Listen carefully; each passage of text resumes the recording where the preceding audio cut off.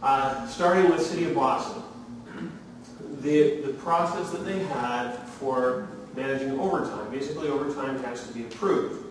And this could include staffing extracurricular activities or events. Basically, it's had to be approved. It had manual routing, going through department approvals in order to say, yes, it's okay for this list of people to work overtime on this event. And then you had the fact that there wasn't a lot of, they wanted to have more oversight, more auditing capability of this.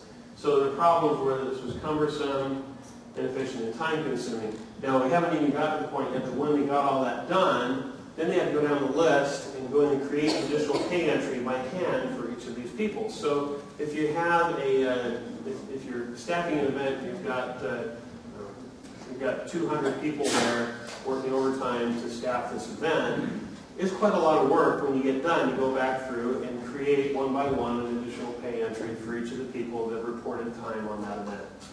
And that's the place where the one-to-many part came in. We were also able to help with the cumbersome manual approvals. That's got taken care of. That's all routed electronically and happens automatically. And we have built-in audit between the request and the actual payment process for the form. But the real fun is at the back end. So what we came out with is a situation where the overtime requests are now submitted on a single online eForm. It goes to the appropriate approvers. After it's approved, it creates an entry for all the approved staff and creates a timesheet entry for the information. Actually, what that is an additional pay entry. And then when it's recorded, it actually provides an edit against. We have another submission to show how many of the approved hours were actually worked, and then that establishes a payment in additional pay for each of those transactions. And we have email notifications and an audit trail when we're done. So I think that should end up with it being accurate, consistent, auditable, and time for a demo. I'm mostly going to try to, this is a video, so I'm mostly going to just try to let it play. I may pause it periodically to comment, but I'll try to let you just watch. Yeah, we've got plenty of time there. Great, thank you. Thank you. Some people are aware of time, and I would like to be one of those people someday. I'd like to know how are the approvers identified for each of the processes? It's a great question. With GTE forms, we can actually do that in a very flexible manner. We can define how to identify those people. Typically, we start with being a member of a PeopleSoft security role. And then we narrow it down within that population to the target population we want. That can be by a department approval relationship or department reporting relationship. We'll look at that with NAU. It can also be, we often use department security and just say the people in this role who also have access to the department in question are the ones that we do the routing to. And really there are all sorts of other custom reporting relationships that we can use to establish who gets the form passed to them.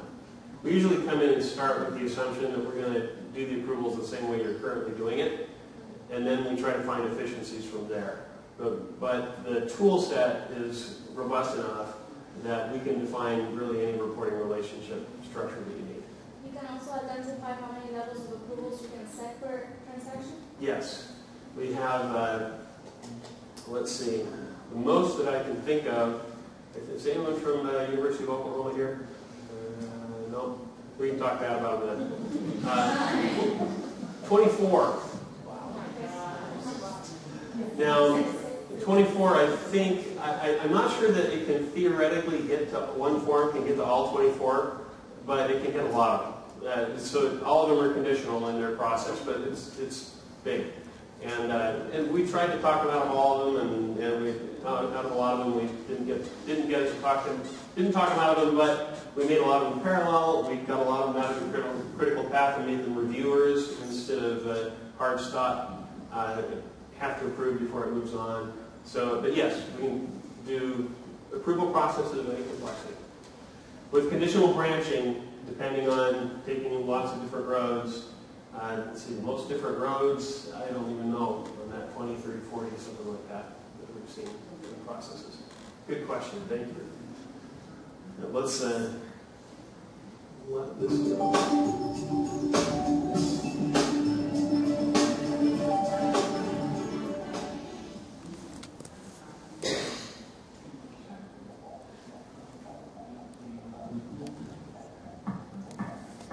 Okay, so we're going to walk through this form. The PSO 8 is the request, the PSO 9 is the payment.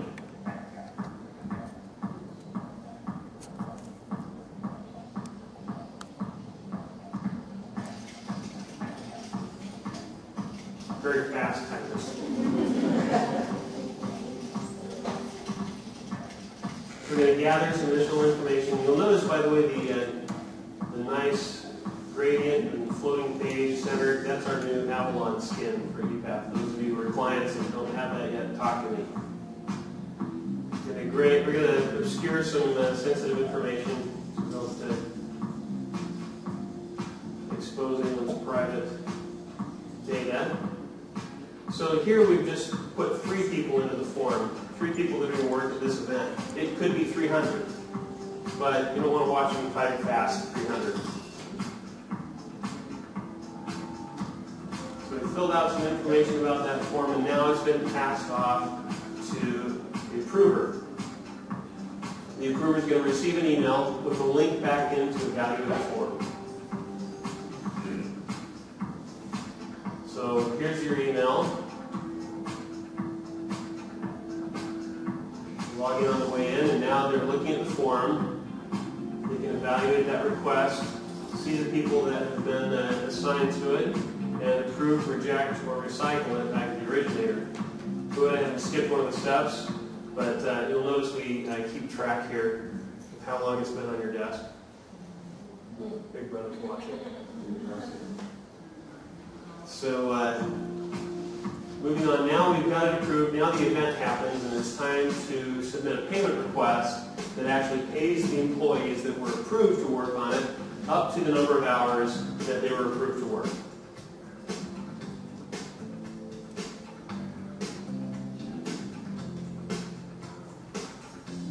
We select the request.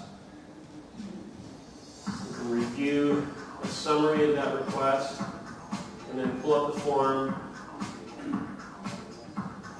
If it was full, they worked all the hours, then it will default in those hours. Otherwise, you can submit how many hours were actually worked.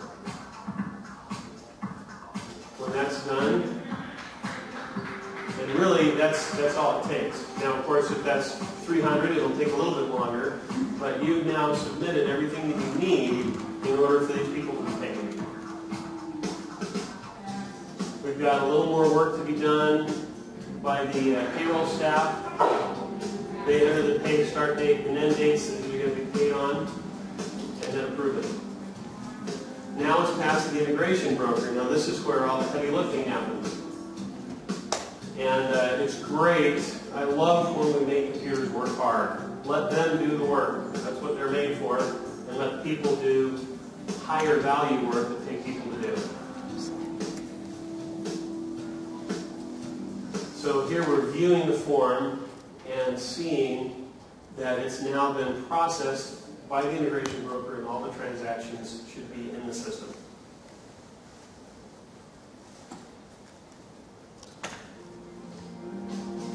So we're going to go take a look at one of those transactions. We won't go at all of them, we'll bore you to death.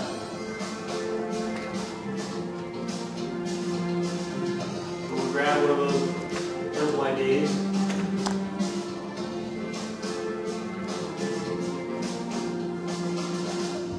Go into additional pay, and there's our stipend that was entered with the hourly rate and the hours that we had on the eForm.